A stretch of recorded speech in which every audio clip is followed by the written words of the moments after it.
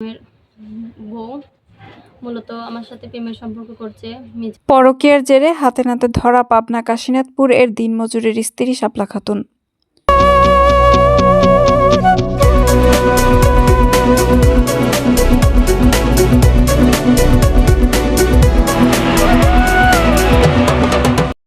আসসালামু আলাইকুম।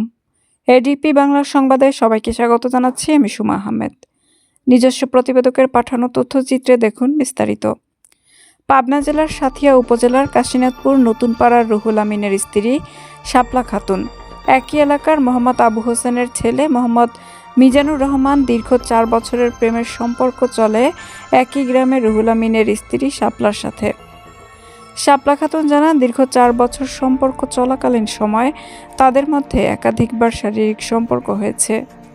বারবার বিয়ের জন্য চাপ দিলেও নানান অজুহাতে বিয়ে না করে তিনি তার শরীর ভোগ দখল করে আসছিলেন।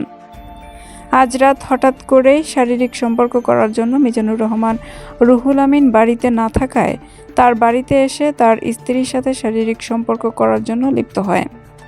এ সময় হঠাৎ করে রুহুল আমিন বাড়িতে ঢুকলে তাদেরকে অন্তরঙ্গ মুহূর্তে ধরে ফেলে।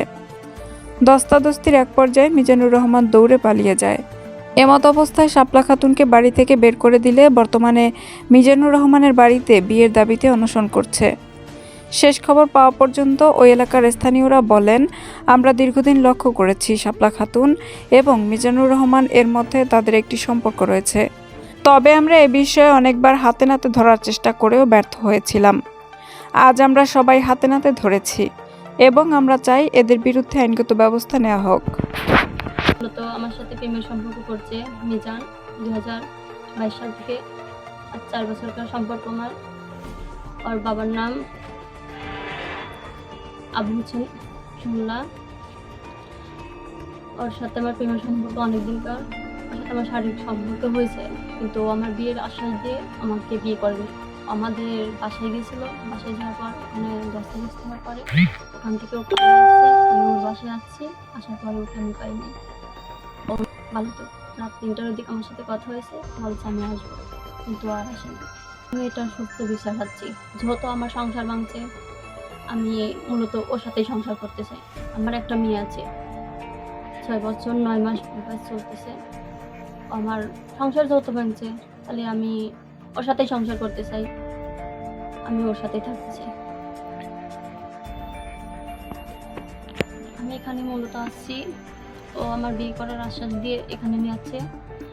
এখানে আসছি, ও মূলত আমাকে বিয়ে না করলে আমি এখান থেকে যাব না। আমি যদি এখানে থাকি তাহলে ওর সাথে আমার বিয়ে হবে, আর যদি আমি এখান থেকে যাই তাহলে আমার মরার আসবে না।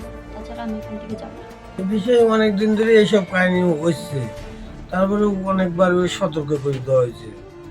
এই যে পরশুদিন রাতে নিজে যায় ঘরে বাইরে ওরা দেখা করার পরে তার স্বামী নিজের প্রমাণ ধরে তাকে মারিয়ে লোড দিয়ে বেড়াইছে। এটুকু আমি দেখছি। আপনারা এটা কি চাচ্ছেন? এটা যেটা ভালো হয় সেটি করে দিতে হবে। যেহেতু একজন সংসার ভাঙছে, ছেলে আর উল্লেবে না, তাহলে তার যেটা সেটা বিয়ে দিলেই উত্তম হয়। আমি শুনলাম যে এই ঘটনার পরে শুনলাম যে এই ঘটনা কি ঘটনা সেটা রাতে আমি শুনলাম, ফোন দিছিল একজন যে আসে দেখা যাবে যে লোক ঘরে ঢুকছে আর কি, ঘরে ঢুকছে। এখন আমি এইটাই দেখছি, দেখিনি আর কি, শুনলাম আর কি এক লোক ঘরে ঢুকছে এক সঙ্গে। হ্যাঁ, নাম কি তার? মিজান বলে। মিজান কার ঘরে ঢুকছিল মিজান? আমাদের বাড়ির পাশে এক ছেলে আমার বাঁচতে হয় কি, মানে তার ওয়াইফের কাছে গেছিল? হ্যাঁ। এই মেয়ে যে বাড়িতে উঠছে, কেন উঠছে? বলে তার হাতে আছে বলে, সম্পর্ক বলে আছে। কতদিনের সম্পর্ক তা আমি জানি না কতদিন। 4 বছরের পার হয়ে গেছে।